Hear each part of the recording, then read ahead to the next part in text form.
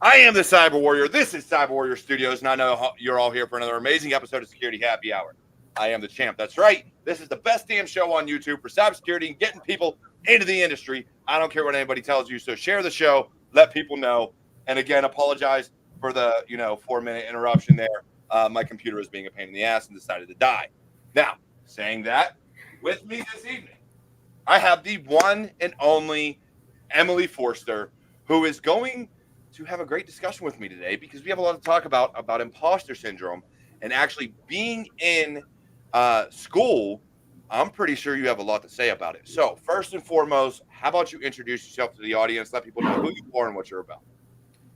Hey everyone, I am Emily. I am a cybersecurity student. Currently, I'm a sophomore.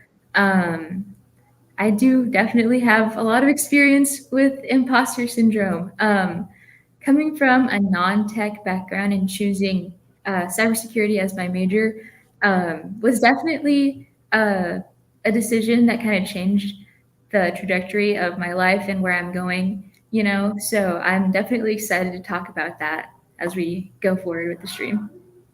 Yeah, definitely, because transitions, choosing career paths, and you know it's weird because you're going through school at a time where you would expect a lot of people to have a tech background. To be honest, I always get shocked when people are like, oh, I didn't have computers, I didn't have this, I didn't have that. Because at 37 years old, I grew up with computers. Like, I was around from their inception to now. So I came up through all the different operating systems and stuff like that and loved computers the entire time. So when I hear other people like, I was never really into IT, but I figured, what the hell? And now I love cybersecurity and I'm going to school for it and this, that, the third. I'm always shocked, but I love it. Like, I truly do, because it shows you have a passion to learn, grow, and continue to discover not only yourself, but what the industry has to offer. But with that comes one of the biggest problems we have in any professional industry, especially I see it a lot in cybersecurity, but I'm sure we see it in other industries as well. This just happens to be my industry. So, and that's imposter syndrome. Now, Right. you wouldn't think you could have that in college. Like, in my opinion, that doesn't register to me because you're not technically in the career field yet where people expect you to know things. Now, change my mind and tell me why in college you feel that that is a valid, situation to be in. Right. So I'll kind of have to go back to high school to give a little bit of background on that. So in high school is kind of when I sort of started getting into cybersecurity in the first place. Like I said, I came from a background with not a whole lot of tech. Obviously, I grew up like with computers and all those things. But the high school I went to is kind of like a liberal arts. Like we're gonna sit in a circle and like have a seminar on Socrates. Kumbaya, my lord. Kumbaya. Yeah, no, it was crazy. So I think that kind of pushed me in the opposite direction. I was like, well, I don't think I want to do this for the rest of my life. So I was like, you know what? I'm going to try doing stuff with tech and see how that goes. So the school that my mom went to when she was in her 20s is the school that I ended up going to. So she knows a lot about this place. Like even when I was in high school, she was like, oh my gosh, you should join the cybersecurity team for that they have for high schoolers. And I was like, okay, like I don't know a whole lot, but I'm gonna try it out just because I'm super interested in this stuff and I don't really know where to start. So I did that. I competed in a capture the flag competition. So I had Kali installed, doing that by myself. Doing that by myself with no tech experience, that was definitely a challenge. But Now, now now here's the question: did you do a virtual machine or bare metal? virtual machine. Smart. That's how you got to start that way because if you break your bare metal and lose your computer, you're screwed. Yeah, I was maybe like 17 when I did that for the first time, and I was like, man, I feel like I don't know anything. But my professor, super, super helpful. He's like, it's okay if you've never done any of this before in your life. So I ended up doing like a couple open source problems and password cracking problems, like some of the more basic categories. I'm like, I just got to get my feet wet a little bit. And then that's kind of where I said to myself, this is so awesome. I love problem solving. I have creativity. I'm like, this might actually be a perfect thing for me to do. Like, as soon as I graduate, get into this and, just have a blast with it. And I have been. It's been so much fun. Like, learning how to program, that was a little bit tough. Like, my degree is a little bit of a hybrid. It's computer science with cybersecurity. So I've Okay. been learning Java, web dev stuff, and it's really funny because I'll like go up to my cyber professor now, and I'm like, "Did you get into computer science and cybersecurity hoping to program?" He's like, "I only know Python," and I was like, Me "Well, that's too. all you need." So I'm like, oh my gosh, can I teach him something? I'm like, he's been in the industry for so long, and I'm like, I still have stuff that I can teach him, but I'm like, at this point, I'm just absorbing everything like a sponge. And that's the craziest thing, because when you look at it, and one of the things I've tried to reiterate time and time again is that you can learn from anybody at any age, right? I've told the story about how when I was going through my reverse engineering malware certification, went through the entire SANS course, came back and was like, oh, I'm gonna go and hack the box and do all this. And like working through one of the problems, I was talking to this kid on the side, didn't know it was a kid at the time.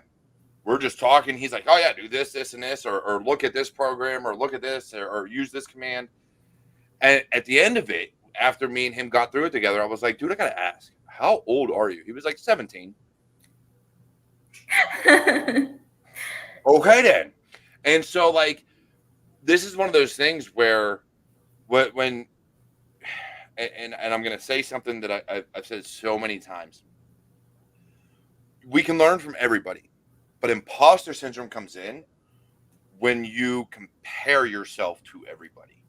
Right. And so, yes, I have had those moments when I'm talking to 17-year-olds, when I'm talking to 40-year-olds, when I'm talking to 20-some-year-olds, where I'm like, I don't fucking belong. But you have to not compare yourself to somebody that has been doing what you're trying to do for the first or second time, and they've been doing it for a year, 2 years, 3 years, 10 years, whatever it may be. So it's really, you should only compare yourself today to how you were yesterday. Never compare who you are today to somebody else that's been doing it for a while. And I think that is the hardest part that we combat, is we're always like, these people know more to me, I don't belong here. Right. That's kind of what I was going to get into. You're like, I don't know, like, do college students really experience this kind of thing? And I'm like, that 17-year-old you're talking about, at the start of college, I was comparing myself to those people. I'm like, the best hackers are the ones that started in high school. And I'm like, here I am, a freshman, like not knowing anything at all. I'm like, here are people that are like acing their programming exams just because they've been doing this and like tinkering since they were little. And I'm Mhm. like, I didn't get that start. So I'm like, I feel like I'm already doing catch up, even in the basic classes. I'm like, here's this guy. So I had a classmate who was homeschooled, and as a freshman, he already had an internship at Garmin, which was insane to me. I was like, how do you know I'm it? out. Why didn't you? I was like, what am I doing here? And I get that, because honestly, so I went and got a degree in computer information systems. I had to go through programming. I didn't want to do programming. My roommate did my programming class for me, because for me to sit down and look at it was Greek. I was like, y equals x. I don't know. Like, what am I looking at here? Um, and so I get that, because I'm gonna make your point worse, in that it's not the ones that started in high school. It's the ones that started when they were a kid, when they were 3, 4, 5, 6 years Exactly. old. Something in them, mom and dad gave them a computer and were like, hey, here you go. And they started breaking into everything and knew how to write their own programming languages and do all this. Those are the ones that scare me. And they're the ones that I compare myself to sometimes, because I look at them. I'm like, how do you know all this? They're like, oh, from the time I was 8 years old, I've been doing, I wrote Windows. Like, you did what? I hacked NASA. What? Like, yeah, I actually wrote the AI model for Open Yeah. AI. Like, what? So, like, you see these things, and so again, I get your point. Unfortunately, I think if we look at it on a higher level, it's a lot worse than what we can imagine. because in college these kids are that damn good. Usually started in middle elementary school, like they've been programming for years, and so they've already got 10 years on you, and you're looking at it going, I just want to be able to say hello world. Like, can someone Right. help me say hello world, please? Exactly. And yeah, so not just that one guy who had an internship at Garmin. I have like two other friends who started in high school, started in middle school, maybe even started earlier because they have parents that are in the tech industry that have been in the industry for a while, and they just are naturals at it because they started so young. And I'm like, I just want to get to that level. I'm like, I might have to do a little bit of extra work, but I'm like, that's kind of where I have to tell myself, do not compare yourself. Yeah. You cannot do that because you just didn't start at the same time. And it's like, that's kind of where I can see the thread that connects everyone that starts in tech anywhere, like not just in cyber, maybe in programming or whatever, but everyone kind of has that common thread where even if you're just breaking in, like you're talking to Sarah a couple podcast episodes ago, um, you're just breaking in, everyone has to start somewhere. So it's just, you just have to kind of not compare yourself. And it's hard to do that when you see so many people just acing everything and just being a natural at it. So, something I've kind of had to tell myself is just, you know, your own pace. Like you'll see those people, but it's okay. I So, had those conversations in the army. So when I was in the army going through my courses, I had a lot of people, because when I went through my SANS courses, I had been doing this shit for years. I'd already been installing Linux and breaking into wireless networks and working on Python scripting and all this other stuff. I'd been doing it for years before the army ever said it was a career field and I was allowed to do it.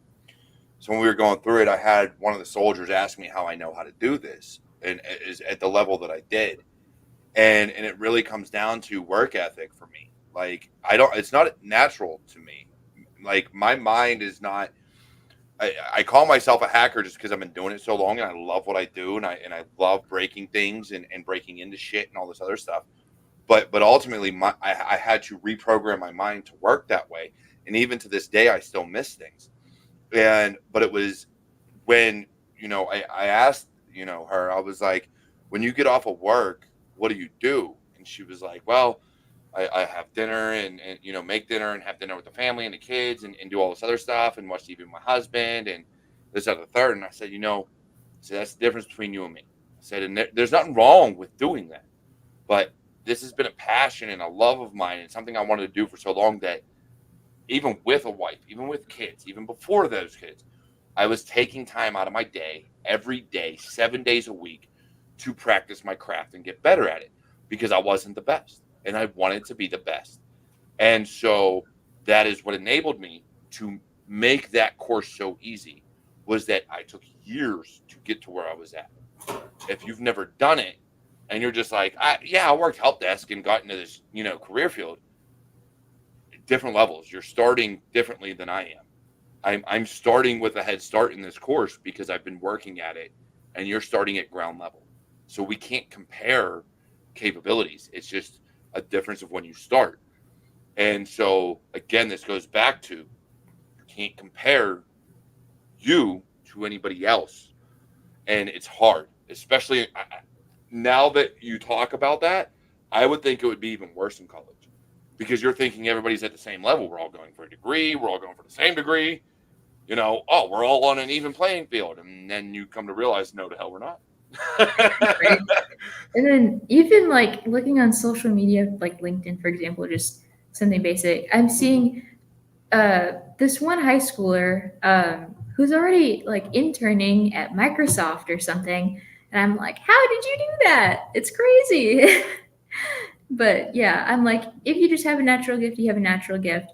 But the thing that made me do like a complete 360, I'm still working through it. But the thing that really made me switch my mindset was, like you said, just grinding it out and having the passion for it. Because I'm like, I know that I can get to that level if I work hard enough for it. I'm like, I can take free courses. There are so many free resources online. I've seen so many. I'm like teaching myself Python right now just because I know that it's a skill that I need. And I know that maybe I'll learn it later on, And I'm like, I want to learn it right now because I can and because it's free. Why shouldn't I learn it?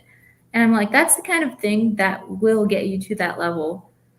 And I'm like, And that's really ultimately what sets you apart in your when you start looking at these careers, right?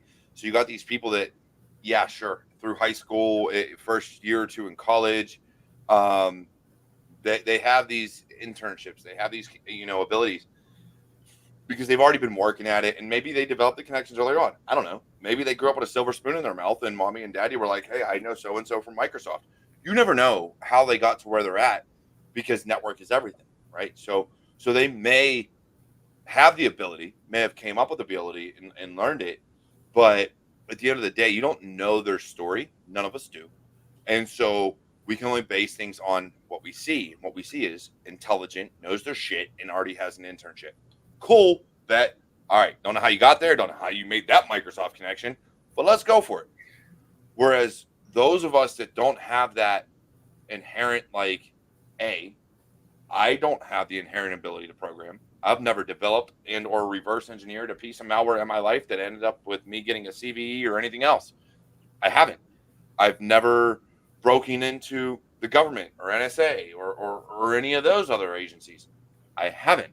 So for me, it's been a hard fought battle to prove my worth and get to where I need to be.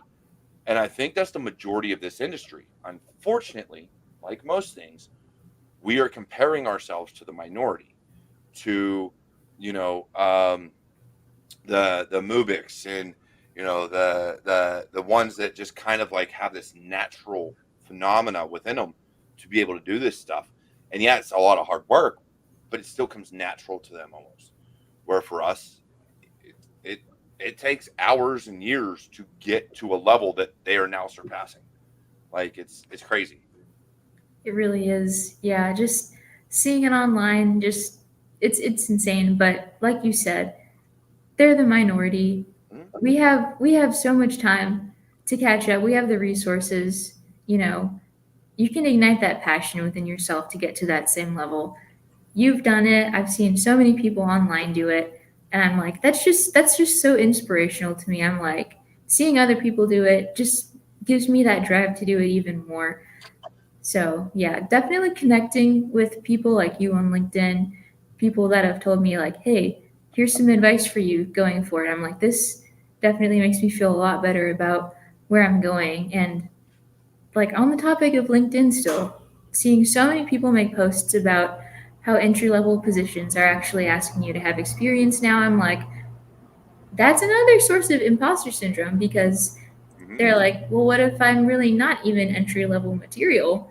If they're asking for all of this as an entry level uh, requirement, what am I doing with myself?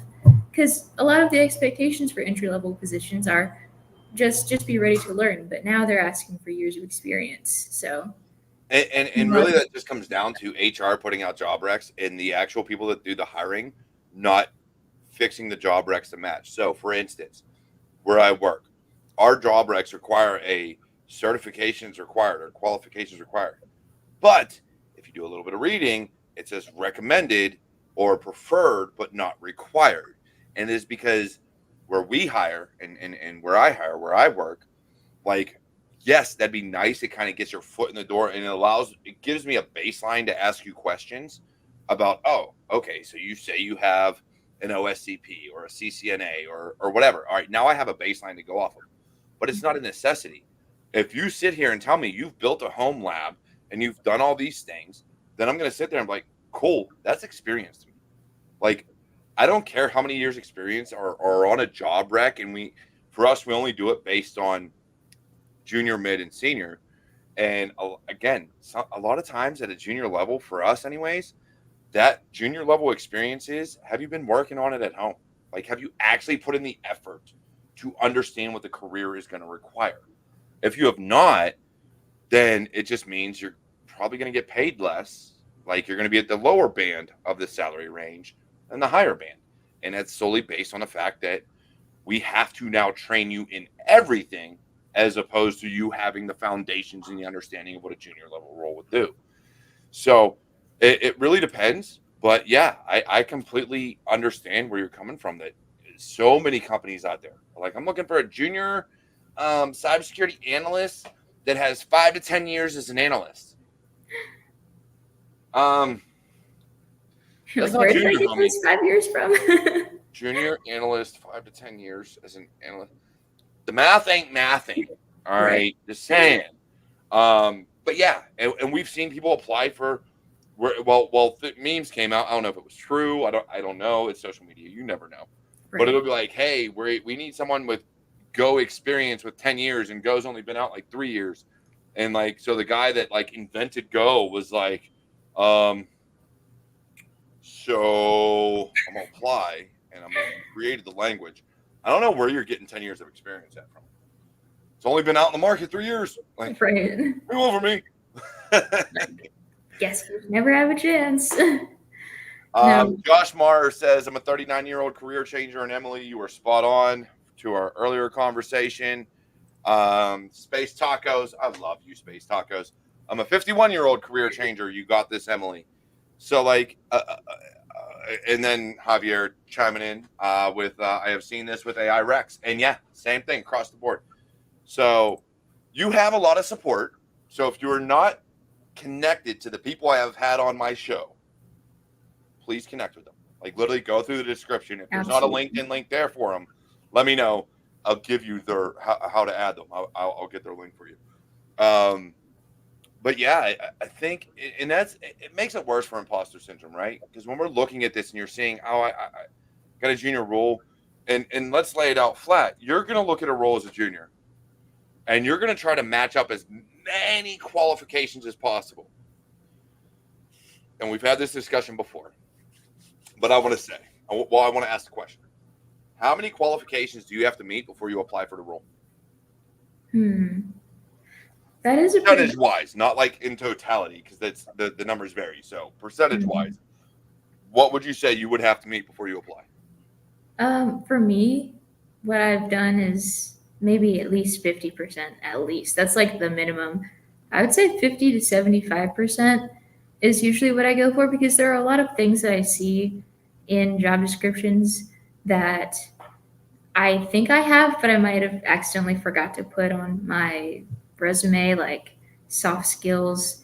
But I think that that's kind of the most important thing, because, I've seen a lot of people say, as long as you have the passion to learn, maybe the hard skills will come later for you, especially in an entry role. So I'm like, you know what? As long as I highlight the fact that I have those soft skills that they're looking for, I think that I have a pretty good shot. So that's kind of what I've been doing. And then, like you said, with certificates and things like that, my professor's gone over them a bunch of times. I've done the free certificate from the ISC Squared Foundation. That one was awesome. I love that a whole bunch. What I want to do next is take the Security Plus. That's going to take a lot of dedication. I'm like, I don't know how much time I have for that, but I'm like, I want to put in the work. I want Are to you put taking that. summer courses? What? Are you taking summer courses? Oh, no, I'm not, but I do have an internship, so I'm like, I'll have time for it. I'll fit it in somewhere. Say honestly, for that, literally just go buy like a book or two from the library, like or from like Barnes and Noble or something. I don't know how you learn. Are you like a physical book person to learn, or can you do digitally? I'm definitely a physical book person. I've done digital learning, but I'm like, I need that book. I need to highlight it. I need to put notes in it. I'm like, that is just who I am. I can't. So I won't highlight or put notes in it. I just the way my memory works, I'm like, if I do that, I'm gonna like go back, read a highlight, and go, I don't even know why I highlighted this. So it's more memory storage of like I try to remember where things are at and how Right. things go, and then use it as reference. But I'm the same way. I need it in paperback. I need to feel it in my hands, read the words, read them again, read them again, read them again, and then move on. So completely get that. But I asked that question because what you could do and where there's potential is while you're doing your internship, go out and either go to the library or go to Barnes and Noble or go wherever or go on Amazon and do a little bit of research of like the best security plus learning material. And there's a few books out there. Cybex has one that's been used a lot, and there's a few others. And just read and write down. And then as you're going through your internship, ask those people questions. So like you can literally take a list of questions in, like get off work, read, next day, get online, or if your internships, in person, and go, hey, look, I got some questions. Can you explain this to me? Like what am I looking at here? And like that'll help with the process, and it'll show that organization and that company that like, hey, you're really driven to learn and grow with what you're doing. Right, that's super helpful advice. I didn't even think of asking, my employers about what I'm learning and like subtly telling them, hey, I'm doing stuff outside of this internship that's gonna help me. You should notice that. Well, and that's what it is, because the more work and the more effort you put in, right? And again, I'm a big fan of grind culture with boundaries. But because of you trying to break into the career field, you kind of got to loosen your boundaries a little bit. You still got to have you time, fun time, and time to do other things. But you've got to set that side of time aside outside of work to do professional development and improvement. And so I would definitely say take that, an hour a night or whatever. Do your reading, do your studying, bring questions to work and be like, hey, look, can you explain this to me? Like, what is, I don't understand SSL/TLS. Can you please give me a better explanation? Or, I don't understand, what's another good one? A firewall that what do these ports mean, or whatever the case may be. Like, ask these questions as you're going through. It shows initiative. It shows you're focused, and you really are trying to learn and grow. And it'll help defeat that imposter syndrome, because now if you have the right colleagues that are helping you, now you're actually getting answers. And now you're not going to feel like an imposter, because you're learning, you're growing, and you're going to move on. And as long as you compare your knowledge to today to yesterday versus today to, Joe Blow that has been in the industry for 30 years, then you're going to be good. And so asking questions, getting answers, you're going to keep growing. Right, yeah. Definitely I've been using LinkedIn as good resources to get advice. Using this podcast to get advice, watching the other episodes. I'm like, now I have to binge all the other episodes. So I'm like, man, I'm just absorbing everything like a sponge. I'm like, now is the time for me to do it, but also I'm just going to keep doing it. I'm like, doesn't matter if I'm going to be in for 10 years or 20 years or 30 years. I still want to be that person who's always observing more. And I have a professor who does the exact same thing. He got a bachelor's, then a master's. Now he's working on his PhD and he's like 60. And I'm like, I want to be that person. That's so inspiring. I'm like, your age shouldn't stop you from learning. I'm like, I see people like space tacos, 51 career change. That's inspiring to me. And I'm like, I want to inspire people to do that. So I'm like building that LinkedIn presence. I'm like, even for the people that are younger than me, I'm like, I'll build that presence for them, and also for people that are older, because I'm like, maybe one day they'll see me and be like, this is why I want a career change. So this is what I want to do. All right. For all those people that are career changers, the Sarah Rojas's, the Emily Forsters just getting in, the Space Tacos, the Josh Mars, the Jason Rojas's. And this is out to you, YouTube. This is all you. I want to create a belt for the most inspirational career changer into cybersecurity. But in order to do that, I need funds. So if you want me to do that, A, let me know in the comments.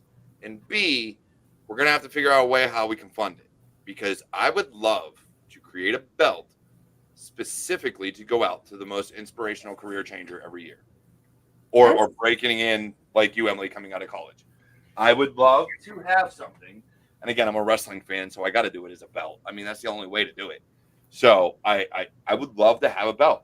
I've got mine for being the best damn show on YouTube for cybersecurity.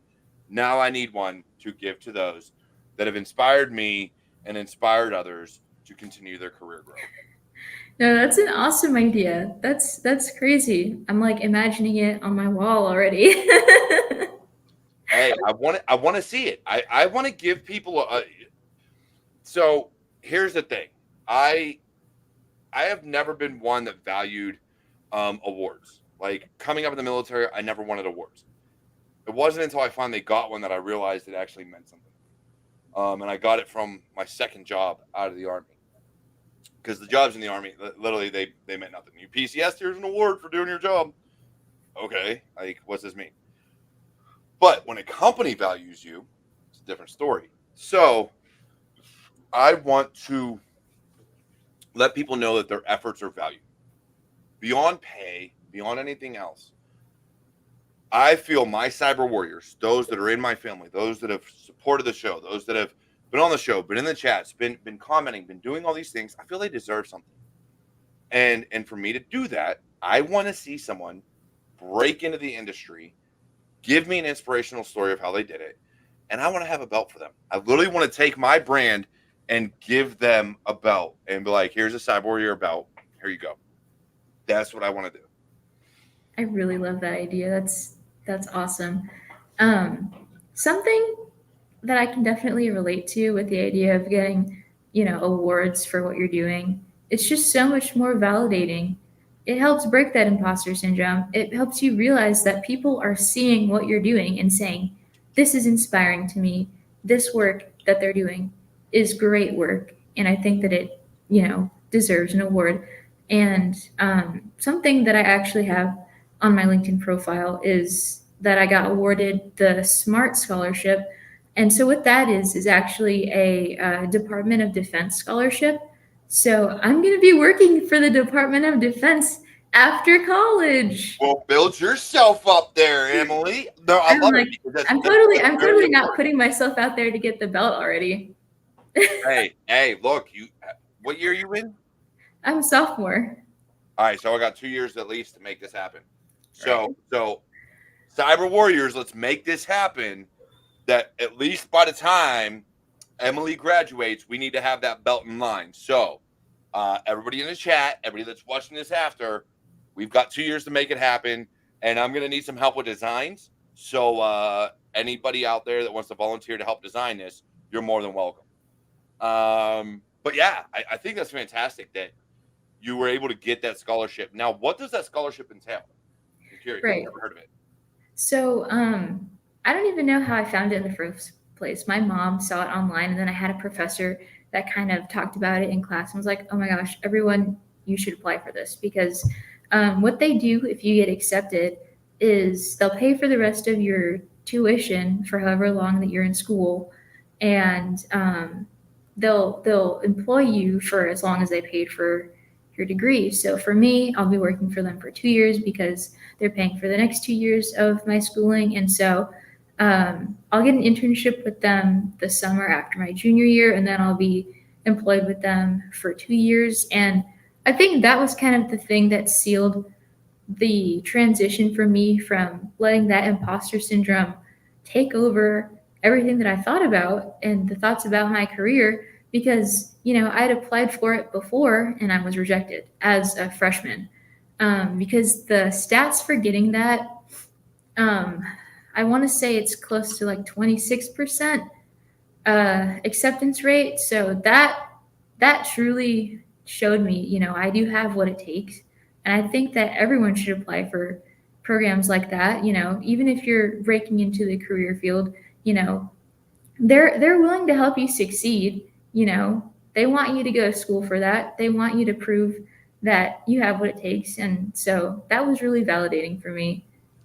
That's absolutely awesome. It truly is, and congratulations. I'm glad you were able to get that. And it gives me hope that we're able to provide jobs straight out of college, and give people that validation that they belong, because I think that's really the hardest part about this industry is there's so many people that are beyond us, and we keep looking at them like, oh, I can't do that, I can't do this, I can't do that. But again, when somebody gives you that validation that no, you belong, you can do this, have faith in yourself, that you're gonna get through this. Let's figure out what's wrong and keep moving on. I think that's important. And so to have these scholarships, to have these abilities to get a job out of college, these internships and everything else, I didn't have any of that. Like for me, I had the military. That was my option, and so I took it. So I'm so happy to see that we've gone beyond that, and now that the career field is growing, we're able to offer these opportunities to others. The only thing I will say about it is, and me and one of my counterparts had a conversation the other day, is argue for your pay, fight for your pay.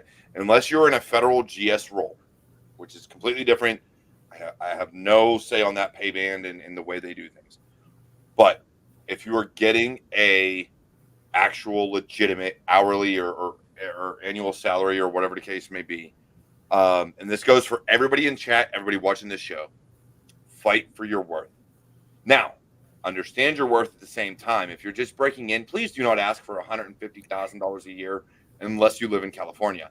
Then ask for $300,000. About what it takes to make it there now. But I have seen IT and cybersecurity positions where people are like, oh, we can offer them 60 grand a year. And I'm like, dude, these days that you I hope you're single at $60,000 a year. I really truly do. Right. Especially depending on where you live. But look at it and compare what the median salary is. Do your research and understand what the salaries are for different positions across your state that you live in. Now it's DOD, so if you don't have to move and it's remote, I would go by the state that it's based out of, so DC. Because guess what? If it's DOD, they can afford to pay it, so screw them. But look at these pay bands and actually do your research, because too many people will settle for the bare minimum, and sometimes they're like, oh, this person don't know, let's offer them like 15 grand less a year, and you'll take it. It's like, oh, I'm just breaking in, I need this job, let's go for it. And you should be like, no, no, that job's worth at least 70 grand a year. I've seen it. Did my research. Like, understand this. We really need to get back into researching what median and salaries are for our state for certain positions and roles. It's not easy because not everybody reports their salaries, but it's possible, and you can get a good range. And if you feel you're like at the low end of the range, then when somebody asks you what you want to get paid, come in at the mid level, because then they can't come below that low end, and they're still going to give you higher than what the lowest is. So understand those ranges and set yourself up for success. And because then when you go on to your next job, you'll get paid more and more and more. Never leave for less. Right. Unless, of course, you don't like the job. Then that's a different story. Right. Yeah. That's really good advice again, because that's really not something that I've thought about yet, because I haven't had the chance to be like, oh, I think I deserve more. So I think even like going into my first job, that's good advice, because you're right. I shouldn't say just because this is my first job, I should accept whatever they give me. You know, I'm like, if I know that I've been putting in extra work to get certifications that they want their employees to get, I should ask them, hey, you know, I already have this. I'm saving you time and I'm saving you money by already having this certificate X, Y, or Z. So, you know, maybe you should pay me some more. Not maybe, you will. And again, if it's your first job and first enterprise level job, I'm not saying come in and be like, you need to pay me 120. Yeah. No, look, do your research, look up what the median salary is, and again, it'll give you a pay band. So like on the low end with throughout the country or throughout your state, it'll offer, let's say, 50 grand a year. I hope not, but let's just say it is. And then on the high end, they're like, hey, it's 90 grand a year. Median is about 65. All right, so I want $65,000 a year. Now, some states require to post their pay bands. And even outside of the state, some companies just do it. So DOD is one thing. I don't know the regulations. I don't know how they do operate anymore since I've left government work. But, you know, when you're looking at your jobs, look at these salary bands. If the salary isn't posted, it's a little sketchy, but it gives you some wiggle room, because now you can actually do your research. And now you can say, it's like I've been in like 2-3 years now at this. I should be at 110. Let's go 115 and see what they say. And now maybe your first job and maybe where you're at, you're only making 80. But now you can, when they shift down, now they're coming down to 100, 105, 110, because they're always going to come down lower than what you ask for. Right. Given. But if you take them above and have them come down, then it gives you a little bit more wiggle room than just going in and being like, oh yeah, I'll take 80 grand a year because that's what you're offering. Like, no, don't play that.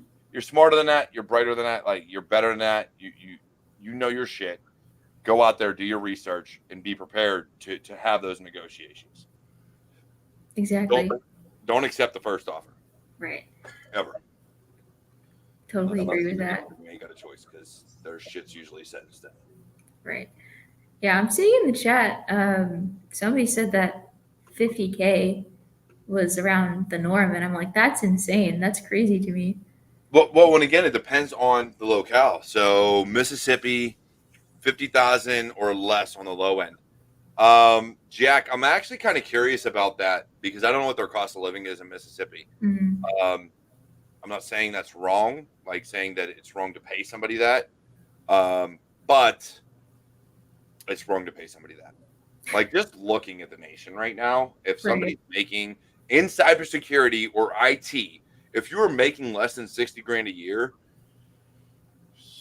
go work somewhere else. Right. Like, flat out, go work somewhere else because you're worth more than that. Like, if you're making less than 60 grand a year at any entry level position in IT, good luck fucking buying food for yourself for a month because it's not going to happen. Yeah, that's crazy. I don't know. Kind of back to the imposter syndrome topic. There's one more thing I kind of wanted to share for people that are like doing interviews and things like that. Even though I got internships, even though I had things like that. Oh, the belt is back. I don't bring it back because I'm like champion of imposter syndrome. I can't tell you how many times I've like felt like shit, like I don't belong. So hey, we'll run that championship belt too for being an imposter because I feel like it all the time. Right. I'm like, it's just crazy because the thing that I was going to bring up before I even got like the scholarship, before I even like started applying for internships, at the beginning of last year, me and my friend applied for the exact same position. We both got interviews. When it was my turn to do the interview, I completely bombed it. We were only in our intro class, like doing basic cyber principles and things like that, learning about basic malware. And he passed the interview and he got the internship before I got one. And that was kind of a big blow for me, like just starting out because we were in the exact same classes. I'm like, this is also something that inspired me to kind of go do more outside of classes because I was like, how did he pass this and how did I not pass it? He told me I did extra research outside of, the stuff we learned in class. He's like, you should try that for your next interview. And I was like, the fact that I didn't even think about that shows me how inexperienced I am with interviews. And so after that, I was like, I'm researching like crazy. I'm like, I have to get better and not let that happen again because, failing an interview is kind of embarrassing. Like, I'm not afraid to admit that. So, yeah. And I completely understand where you're coming from. And I've done that. So when I was retired out of the Army, and again, this is purely just understanding exactly where you're coming from, not trying to one up or anything. I know some people think like that. That's not what it is. It's sharing an experience. right. I thought I knew my shit getting out of the Army. Like I was like, dude, I had all these SAN certs. I've got my CEH. I've got my CPT. I've got my CCNA. Like I've got all this shit. I'm good. Like, whew, let's go. And Cisco Talos, one of their recruiters, had put out, and as everybody knows, I like my beer and I like to drink. And they were like, hey, if you can hack this in our office, you get to drink during the workday and da-da-da. I was like, oh, bet I need to work there. Let's go. And I got an interview. And they flew me out as I was retiring. And they were like, here you go. Here's the interview. And I went through everybody. And I felt like shit when I left. And I got home and I told my wife, I said, I didn't get the job. She's like, what do you mean? I said, these dudes put me to shame. Like asking me questions that I was like, blue? I don't know. Like, why? And so you go into that and you're talking to like somebody who got got a ton of SAN certs thinking they're hot shit. Got their CEH thinking he's hot shit. Was on Hack the Box all the time thinking he's hot shit. Like doing all these things. and then to have someone just put you in your place and humble you. And I think a lot of us need that experience. We need to be humbled and be like, you're not top dog. You are not the cream of the crop. You need to learn more for certain positions. Mm-hmm. And when it comes to interviewing, you have to understand how to interview. I went into a technical interview without any technical knowledge of what they were going to ask. Right. When you go into a regular interview, it is one thing to talk to a recruiter and be like, oh, yeah, so this, and this. It is a whole different ball game when they're like, all right, now you're going to talk to one of our analysts, or you're going to talk to one of our senior analysts or senior engineers or senior whatever, or a manager. It's a whole different can of worms, because now you're getting into the technical side, which means come prepared to answer technical questions. And that's where I failed, because I got blown away by the shit they knew. And I was like, I'd love to work here and learn from you guys, but probably ain't gonna happen. Right. Yeah, it's crazy because literally today, my cyber professor was telling us the story about how he's had a million and one like manager roles within cyber. So there was one time I think he was applying to be a network manager. Um, he knew like the business side of everything in and out, and so the interview was going super great for him. And then the recruiter goes, like you seem like a perfect match. I hate to ask you this question. And then he asked him something like, how do you classify an IP? Like, how do you know what class an IP is? And he absolutely bombed that question. And that's kind of what lost him the interview, because he was in and out with the business side of everything, and he knew it like front to back. But it's like that technical side will get you, and it's something that you have to master. And I'm like, I'm learning that now more than ever. So I'm like, Yeah, I just got to keep you learning. do. Coming in, you need to know the foundations. Subnetting, knowing your IP classes. Well, I ain't going to say subnetting necessarily, but depending on what role you're applying to. But definitely knowing your IP classes. So 10.0.0.0 is a class A. 172. Fuck, I don't remember my classes right now. We'll blame it on the inebriation. Right. 172 dot whatever is a class B, and 192.168.0.0 is a class C. So you have to know these things. And I want to say it's 172.16, but I could be wrong. Probably wrong. Something like that. Um, but knowing these things, yeah, there are certain things depending on the role you need to know. And for me, it's look, I know a little bit about a lot of things. I can learn anything, but I have to know what I'm learning. Meaning, give me the tool that I'm going to have to master. Give me the component that I'm going to have to understand. Give me the foundations. Give me the infrastructure. Whatever it is, I can learn it, no problem. But you have to understand that I'm not a master of anything. I am not a master cloud person. I am not a master of networking. I'm not a master of hacking. I'm not a master of anything. I am literally as general as you can get. I have studied everything and know little to nothing about all of them because there's so much to fucking learn. That's not saying I don't know anything. That just means there's so much. And it is why, for anybody out there, and I will die on this mountain, to the day I die, I will say this. Do not ever call yourself a cybersecurity expert, because the cybersecurity is a career field and it is so broad, and there's so much to learn. Sales, marketing, foundations, blue team, red team, purple team, GRC, market, whatever. So much to learn that it is Exactly. possible to be a cybersecurity expert.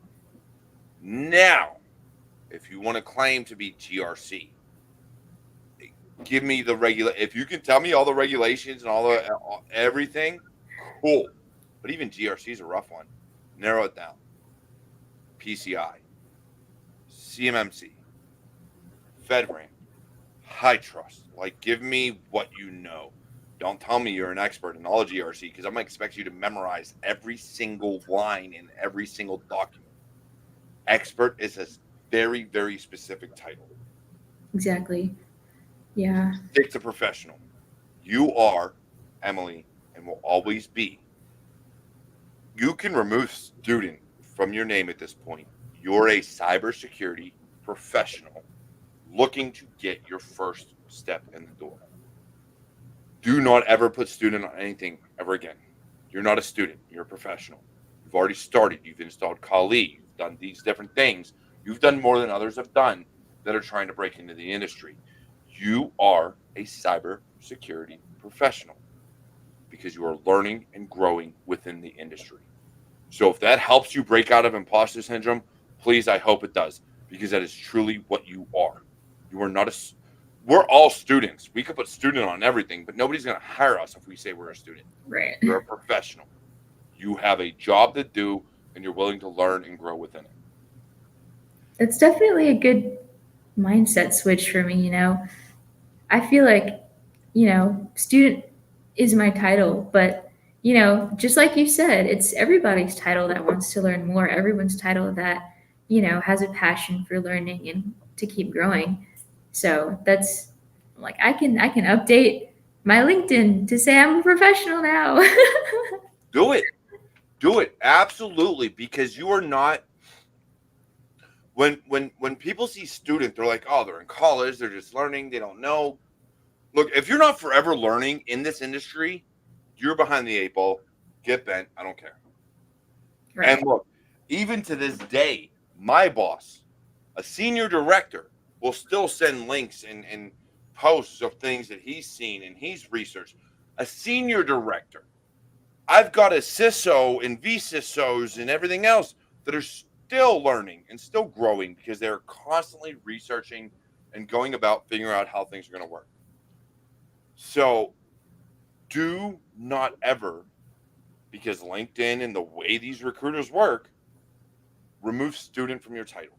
You're a professional, and you are, if you want to be an analyst on LinkedIn, let's just say you want your first job, you want to be an analyst or a pen tester or GRC, whatever it may be, that is now your title. Cybersecurity professional, GRC, or penetration tester, or security analyst, or SOC analyst, whatever you want to be first, that's now your title on there.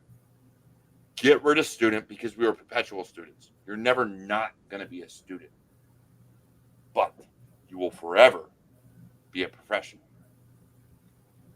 Yeah, that's a great thing to hear. I'm like, wow, that's already changing my mindset already, you know. That's crazy. I'm like, no more student No, in my title. In my no, title. Always no. a student, And but again, never always in a student, forever a professional. And that's only for social media. Because in person, me and you will talk, and we're both students. I'm still learning. You're still learning. And Jax S, holy Christ, I was gonna reach out to you today. I need to get you back on my show. Thank you for being here. It's been a while since I've seen you in chat. So glad you're here. And I know you're about to go to bed, but rewatch the whole stream because you're amazing. But yeah, we're always students. So why put that in your profile? Because that's not what jobs look for. Jobs don't look for students. Jobs look for professionals. Jobs look for those that know the industry. And you're a professional. You know the industry. You're researching the industry. You're always going to grow within the industry. Student is just what everybody is. Professionals are those that want to learn, grow, and be a part of the community in the industry, if that makes sense. Oh, absolutely, it does. I'm So, like, again, look, hey, we are coming up to the top of the hour. So, with that, again, this episode was all about imposter syndrome. And for me, it was about getting you to understand that you're not an imposter. It was giving you different methodologies and ways to break out of that. But this is all about you. Give your final words to college students, high school students, middle school students, those that are career transitioning. Your final words to anybody about combating imposter syndrome. it's just like Derek said, you know, never sell yourself short. That's kind of the biggest thing. If you sell yourself short, that's all you are. If you say that you're a student, that's all you are. But if you say that you're a professional, then you really are a professional, and it's all about your mindset. Absolutely love that. And Emily, it's been an honor and a pleasure having you on. I think you surpassed Lee Salt in active live viewers this week. So congratulations and kudos. You are now the champion of viewers on the show for live people here. Let's So go. I love that for you. Um, didn't get as much in chat from people, but they watched. So it's even better. We're up to 60 live viewers right now. But anyways, people want to see you. They want to hear from you. What I would like to see, and so this comes down to you tagging me because we all know how social media is. Right. You don't tag someone, good luck seeing it. I would like to see more from you on LinkedIn on giving your opinion on things, and then tag me in it or tag my organization. Either way, I'll see them both. But tag me so that I can respond and actually remark and give my comments on your thought process. And if you ever feel lost, my warriors, the cyber warriors, are here for you, and they will always help you. Sarah Rojas, Space Tacos, Jax S. Jax S from Outpost Gray is another one that veteran that helps veterans that do all these things. Jack, who also has a donkey now on LinkedIn. It's freaking crazy. I know. What? Jackasses on LinkedIn. Never thought I would see it, but far be it from me. So many other amazing people out there. You ever have an issue dealing with imposter syndrome, please reach out to us. It's one of those things that I know it's hard to deal with. Pat Gorman, Kev Tech, JJ Davey, Josh Mason, Andrea Myler, Wanawat Tarver. I can go through a slew of names of people that have been on this show that will be there for you, go to bat for you. Meryl Vernon, Natalie Baker, so many people that will help build you up. Build that network, build yourself up, and understand you belong here. All right. Don't let that imposter syndrome win. It's just not something that I like to see because I've been there. I've been burnt out. I've suffered from imposter syndrome. I've done all these things, and I've lived that life. Don't let it beat you. And if you ever feel like you can't go on anymore in this industry, call me. Get a hold of me. Do something. And I will tell you you're wrong, and we're going to figure out a way to fix whatever's going on. I don't care what it is. It could be a boss. It could be a professor. It could be a student. I don't care what you're dealing with. Get a hold of me, and we'll get you in the right mindset because you belong here, just like everybody else who wants to be in cybersecurity belongs here, and you're all my warriors. Now, saying that, Emily, feel free to stick around. We can BS in the back a little bit. Otherwise, you're all my warriors. You're all my family. I love each and every one of you. And once again, I need to do two things. I need help coming up with a new belt for Cyber Warriors, and we're going to start issuing them out to those that are inspirational and give back to the community by way of words. Those that actually talk about what they've gone through, those like Emily who are looking to break in, those like Space Tacos, and those like the Rojas family and everybody else. I want to start doing this. All right. So we need help on design. We need help on money. We need to build this up. All right. I want this to be big.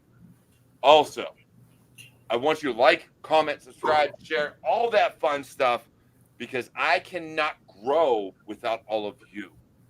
You are what make this show, make this channel, and make Cyber Warrior Studios what it is. Otherwise, I love you all. Take care. Have fun. And I will see you next week with another amazing episode of Security Happy Hour.